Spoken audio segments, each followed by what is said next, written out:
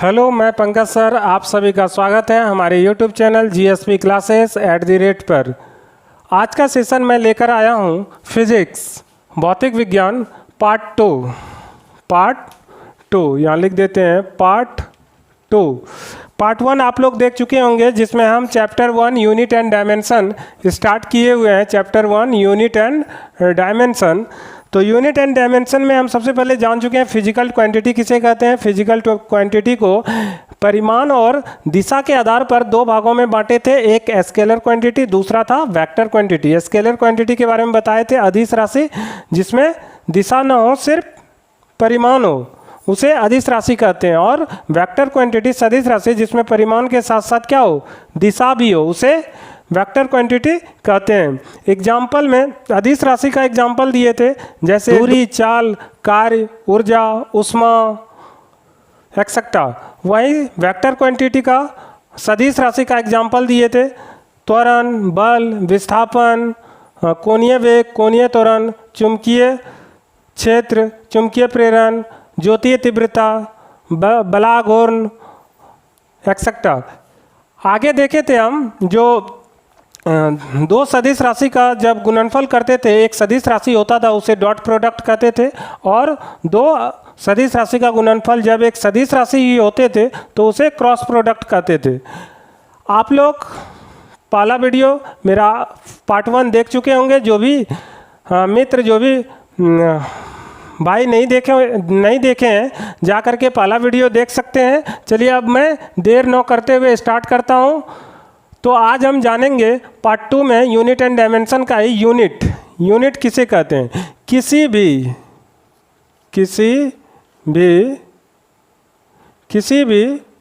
भौतिक राशि को मापने के लिए, किसी भी भौतिक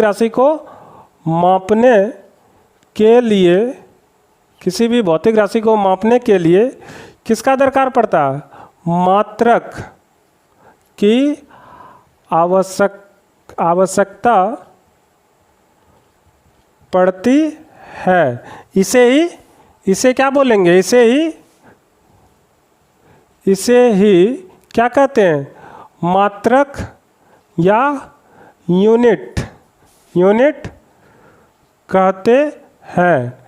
एग्जाम्पल आप ले सकते हैं, जैसे हम लोग समय को जो मापते हैं, समय को मापेंगे किस में, सेकंड में, समय को सेकंड में मापते हैं। द्रव्यमान को मापते हैं, द्रव्यमान को किस में मापते हैं, किलोग्राम में, केजी में मापते हैं। उसी तरह से दूरी को मापते हैं, दूरी को किस में मापते हैं, तो मीटर में मापते हैं। चलिए आप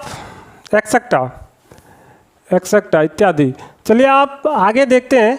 मात्रक और मापन के आधार पर भौतिक राशि को, पहले हम लोग देख चुके हैं परिमाण और दिशा के आधार पर, अब क्या देखेंगे, मात्रक और मापन के आधार पर भौतिक राशि को कितने भागों में बांटते हैं, तो 3 भाग में बांटते हैं। पहला है मूल मात्रक, इसको इंग्लिश में बोलेंगे फंडामेंटल यूनिट। नाम से पता चल रहा, मूल मतलब ओरिजिनल यूनिट या मात्रक। तो वे मात्रक जो किसी पर निर्भर नहीं रहता है, अर्थात क्या होते हैं, ये स्वतंत्र रूप में होते हैं। इसे क्या बोलेंगे, मूल मात्रक कहते हैं। इसे मूल मात्रक कहते हैं। अब हम इसका एग्जाम्पल लेते हैं। एग्जाम्पल में जैसे समय को हम मापते हैं सेकंड में, तो सेकंड क्या स्वतंत्र रूप में है, ये कोई किसी दूसरे पर निर्भर नहीं कर रहा। उसी तरह से द्रव्यमान को मापते हैं, द्रव्यमान को मापते हैं केजी में, ये भी किसी पर निर्भर नहीं कर रहे हैं। उसी तरह से हम दूरी को किस में मापते हैं, दूरी को मापते हैं मीटर में, दूरी को मापते हैं मीटर में, एम से इसको सूचित करते हैं, ये भी किसी पर निर्भर नहीं कर रहे हैं। अब चलिए अगला नेक्स्ट देखते हैं व्युत्पन्न राशि। व्युत्पन्न नाम में है क्या, व्युत्पन्न, जिसको उत्पन्न किया गया हो, तो इसको इंग्लिश में बोलते हैं डेरिव्ड यूनिट। व्युत्पन्न राशि किसे कहते हैं, दो या दो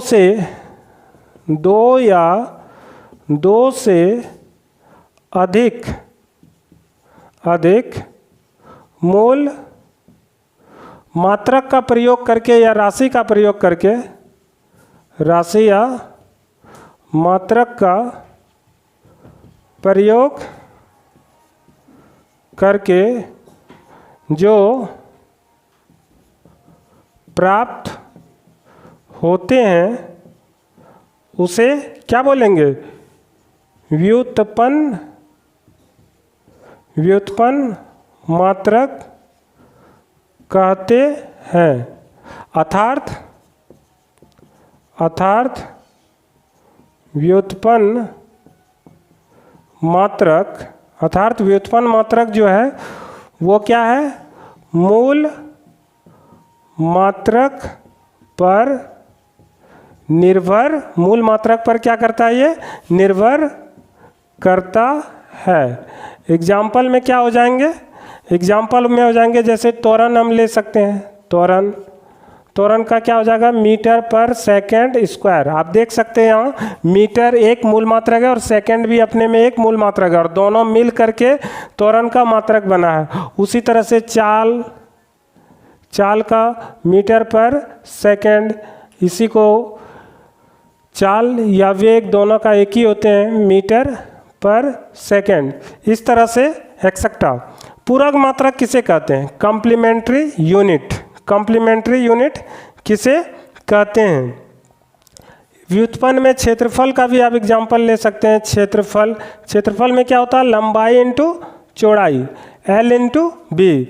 लंबाई को भी मीटर में और चौड़ाई को भी मीटर में। तो आप यहाँ देख सकते हैं जो दो मूल मात्रक क्या कर रहा है, एक व्युत्पन्न मात्रक या राशि का निर्माण कर रहा, मतलब उत्पत्ति कर रहा, व्युत्पन्न कर रहा, डेरिव्ड यूनिट। तो इसे डेरिव्ड यूनिट का ये एग्जाम्पल हुआ। एक्सेट्रा। इसी तरह वॉल्यूम का भी ले सकते हैं, आयतन का ले सकते हैं। तो इसमें L into B into H होते हैं, तो इसे MQ, इसे क्षेत्रफल को M स्क्वायर और आयतन को MQ से सूचित करते हैं। आगे पूरक मात्रक मतलब कॉम्प्लीमेंट्री यूनिट किसे कहते हैं, जिसमें वे मात्रक या राशि जिसमें न तो मूल मात्रक की आवश्यकता पड़ती है और न ही किसका, व्युत्पन्न मात्रक का जरूरत पड़ते हैं। अतः हम कह सकते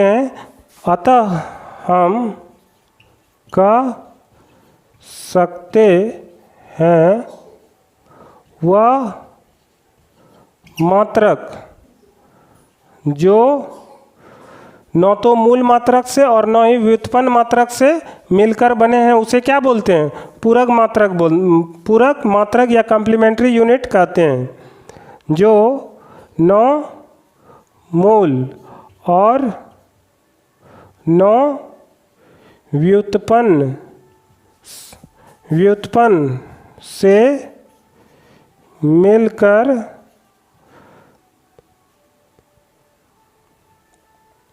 बनते हैं उसे क्या कहेंगे, पूरक मात्रक कहेंगे। उसे पूरक मात्रक कहते हैं, उसे पूरक मात्रक कहते हैं। तो एक फिर से हम एक बार दोहराएं, पूरक मात्रक किसे कहते हैं? वे मात्रक या राशि जिसमें न तो मूल मात्रक की आवश्यकता पड़ती है और न ही व्युत्पन्न मात्रक की आवश्यकता पड़ती है, उसे पूरक मात्रक कहते हैं। या इसे इस तरह लिख सकते हैं, अतः हम कह सकते हैं कि वह मात्रक जो न मूल और न ही व्युत्पन्न राशि की आवश्यकता पड़ती है और उसे क्या बोलेंगे? पूरक मात्रक बोलेंगे। इसका एग्जाम्पल क्या हो जाएगा? सरल कोण या सरल कोण और ठोस कोण, सिंपल एंगल और सॉलिड एंगल। ओके, अब हम देखते हैं सिस्टम ऑफ यूनिट, मात्रक पद्धतियाँ। मात्रक पद्धतियाँ भौतिक राशि फिजिकल क्वांटिटी को मापने के लिए 4 पद्धतियाँ निम्न है। क्या क्या पद्धति है? तो सीजीएस पद्धति आप लिखेंगे इसे, सीजीएस पद्धति को इसे फ्रेंच या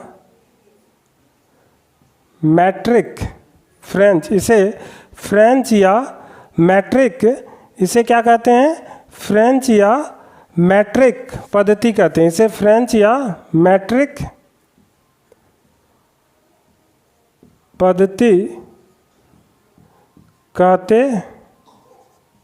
हैं। इसमें दूरी को 3 चीज़ ध्यान देंगे। फ्रेंच या मैट्रिक पद्धति, सीजीएस पद्धति को फ्रेंच या मैट्रिक पद्धति कहते हैं। इसमें क्या होता है? दूरी को किस में मापते हैं? सेंटीमीटर में। हिंदी में लिख दें सेंटीमीटर में। आगे दूरी को मापते हैं सेंटीमीटर में। द्रव्यमान को मापते हैं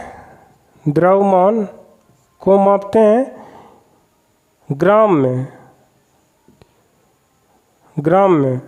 किस में मापते हैं? ग्राम में। आगे समय को मापते हैं।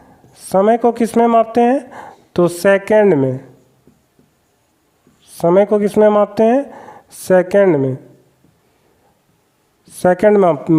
में मापते हैं। चलिए, यहाँ इंपॉर्टेंट वाली बात यह है, जो सीजीएस पद्धति को हम क्या याद रखेंगे? सीजीएस पद्धति को क्या कहते हैं?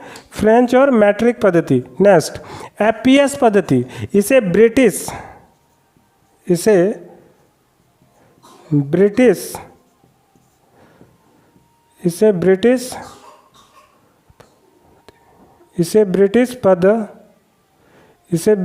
पद्धति कहते हैं।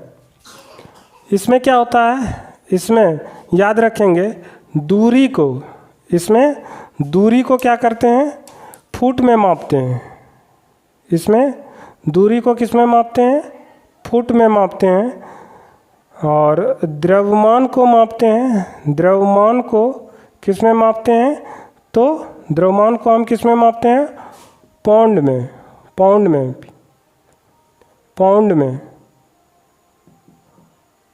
में मापते हैं।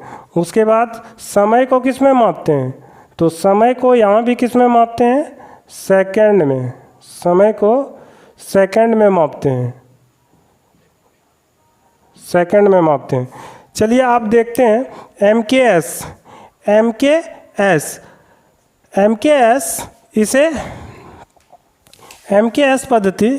एमकेएस पद्धति को हम इसमें क्या करते हैं? एमकेएस पद्धति में इसमें दूरी को मापते हैं। मतलब दूरी को किस में मापते हैं? शॉर्ट करके लिखें यहाँ, एमकेएस पद्धति में क्या करते हैं? दूरी को किस में मापते हैं? मीटर में। किस में मापते हैं? मीटर में। और द्रव्यमान को मापते हैं किस में? तो किलोग्राम में।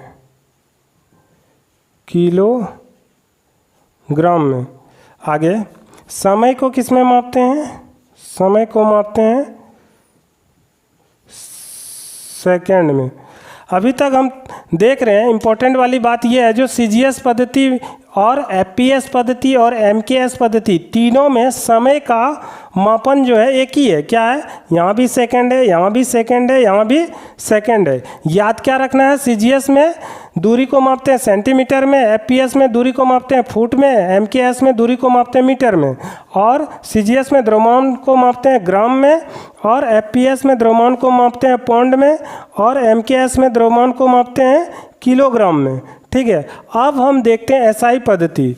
एसआई पद्धति याद रखेंगे 1967 में माप तोल 1967 में मापतोल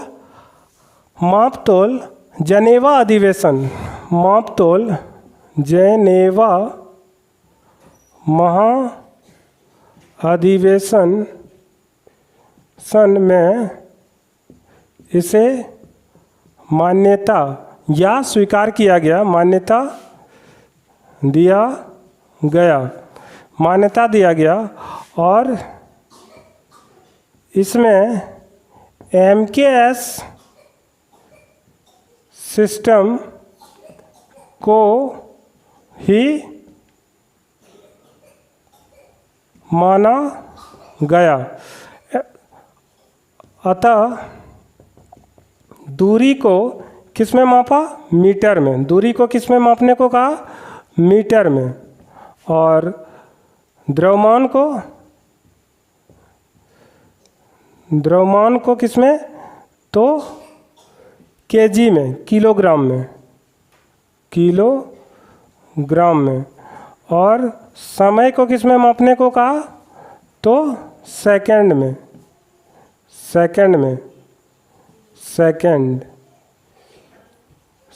में कहा। अब एसआई पद्धति जो 1967 में जनेवा महाअधिवेशन में स्वीकार किया गया, मान्यता दिया गया, इसके आधार पर 7, याद रखेंगे 7 क्या है? मूल मात्रक है, और 2 क्या है? पूरक मात्रक है, जो हम देखेंगे।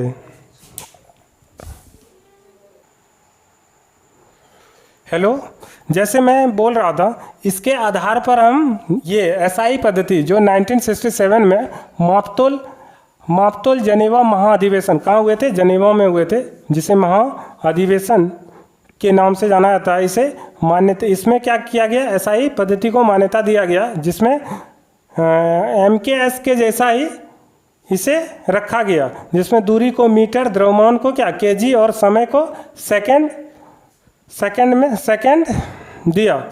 इसके आधार पर 7 क्या? मूल मात्रक और 2 पूरक मूल मात्रक होते हैं। चलिए अब यहाँ देखते हैं, एसआई सिस्टम में 7 मूल मात्रक और 2 पूरक मूल मात्रक क्या है? तो पहला क्या है? लंबाई, जिसको इंग्लिश में लेंथ बोलेंगे। आप लोग लिखेंगे, जिसको इंग्लिश में क्या बोलेंगे? लेंथ बोलेंगे। और इसका एसआई यूनिट क्या होगा?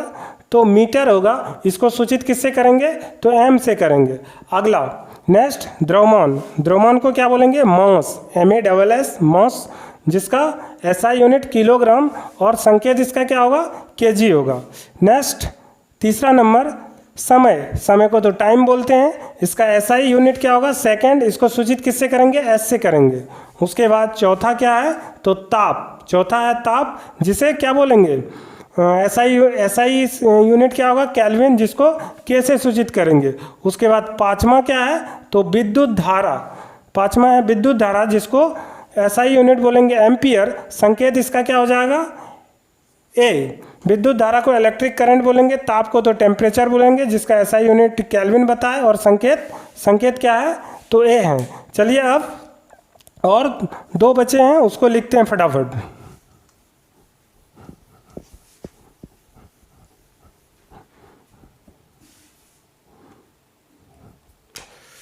यहाँ एसआई और यहाँ क्या था, संकेत।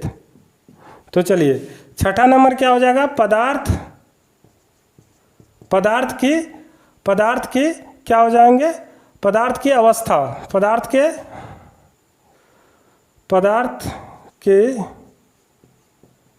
अवस्था, जिसका एसआई यूनिट क्या हो जाएगा, एसआई यूनिट क्या हो जाएगा, मोल, जिसको संकेत क्या है, MOL।